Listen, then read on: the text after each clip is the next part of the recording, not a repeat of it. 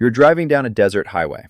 Blue sky, dead straight road, radio on. Then you check the rearview mirror, and the horizon isn't there anymore. It's just gone. Replaced by a wall of brown, 1,000 feet tall, rolling toward you faster than you can outrun it. 10 minutes ago, the sky was clear. Now it looks like the entire desert decided to stand up and start walking. That's not a sandstorm from a movie. That's a real weather event. It has a name, and it happens more often than you'd think. So what actually happens if you get trapped inside one? Let's set the scene properly. It's monsoon season in the American Southwest, Arizona, New Mexico, West Texas. A thunderstorm several miles away collapses, and instead of staying up in the clouds, all that cold, heavy air comes crashing straight down. When it hits the ground, it has nowhere to go but sideways, and it goes sideways fast, scraping up every loose grain of dirt in its path. This wall of wind and dust has a name, a haboob. Meteorologists call that collapsing column of air a downburst, and the wall of wind it shoves outward along the ground is an outflow boundary. Normally that boundary is invisible. You'd never notice it happen. But in the desert, there's nothing holding the topsoil down. No grass, no roots, just loose dirt sitting there waiting to be picked up. The gust front scoops it straight off the ground and carries it forward as a solid-looking wall. A single haboob can stretch 50 miles wide and climb a full mile into the sky, taller than most mountains, wider than most cities. It moves at 30 to 60 miles an hour, which means it can outrun a car doing the speed limit on a side street, let alone a person on foot.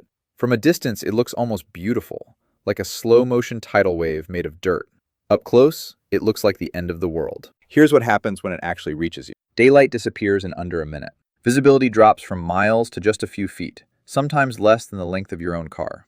The temperature can drop 10 degrees in seconds as that cold downdraft air rushes in, which almost feels like relief, right before everything else starts. Grit gets into your eyes, your nose, the back of your throat, no matter how tightly you close your mouth. You can taste it, a dry, mineral taste that coats your tongue. And the noise? A constant roaring hiss of wind and sand, loud enough that you can't hear someone shouting right next to you. Your instinct is to run. That instinct is wrong. Here's the twist almost nobody expects. The dust itself isn't usually what kills people. It's the zero visibility. When a haboob rolls over a highway, drivers can't see the car in front of them, let alone stop in time. Multi-vehicle pileups, sometimes 20, 30 cars deep, are the leading cause of death in dust storms, not suffocation, not the wind itself. Arizona actually runs a public safety campaign around this with a simple slogan: pull aside, stay alive. If you're driving and a wall of dust is coming, you pull completely off the road, turn off every light on your car, and take your foot off the brake. Because if your brake lights stay on, the next driver might think you're still moving and steer straight toward you. Even if you're safely off the road, the storm isn't done with you.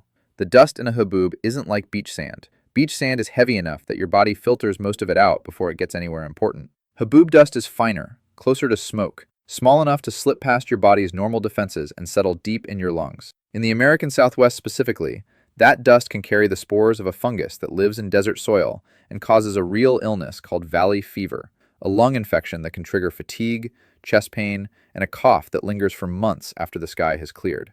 It's rare, but it's a genuine, well-documented risk tied directly to breathing in disturbed desert soil.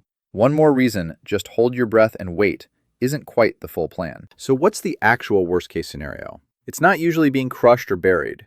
Dust storms don't work like avalanches. It's getting caught on foot, away from your car or any shelter, disoriented in a cloud you can't see through, in desert heat that hasn't gone anywhere just because the sky turned brown. Wander the wrong way for too long, and heat exhaustion becomes the real threat, not the storm itself. The dust is dangerous mostly because of what it hides: traffic, drop-offs, distance, direction. This isn't a new phenomenon either. During the Dust Bowl years of the 1930s, a storm now remembered as Black Sunday rolled across the Great Plains, carrying an estimated 3 million tons of topsoil in a single afternoon. Witnesses said the wall of dust looked less like weather and more like a solid black cliff moving across the land. Farmers who'd lived there their whole lives thought it was the end of the world.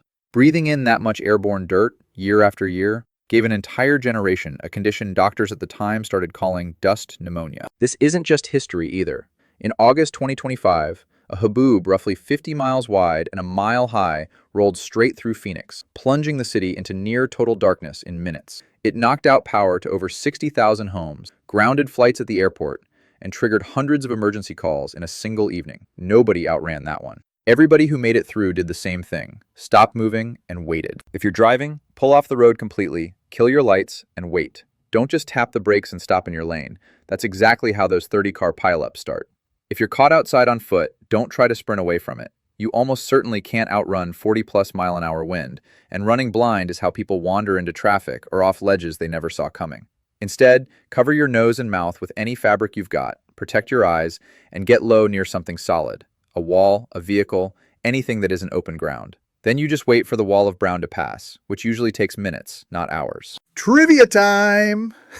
Did you know the word haboob comes from Arabic, roughly meaning blasted or blown? Meteorologists borrowed it from storms in Sudan, where some of the most extreme dust walls on the planet form, tall enough to be seen from passing aircraft. And here's the real mind-bender. Earth's haboobs are nothing compared to what happens on Mars. Thin atmosphere, no rain to ever wash the dust back down, and gravity a third of ours. The conditions are practically built for it. In 2018, a single dust storm grew to cover the entire planet, blotted out the sun for months, and permanently ended NASA's Opportunity rover mission by starving its solar panels of light. Somewhere out there, right now, there's a much bigger version of the thing that just chased you off the highway. So next time you see a wall of brown roll across the horizon, you'll know exactly what's coming and exactly what to do. Pull over, cover up, and wait it out. Stay safe out there, and until next time.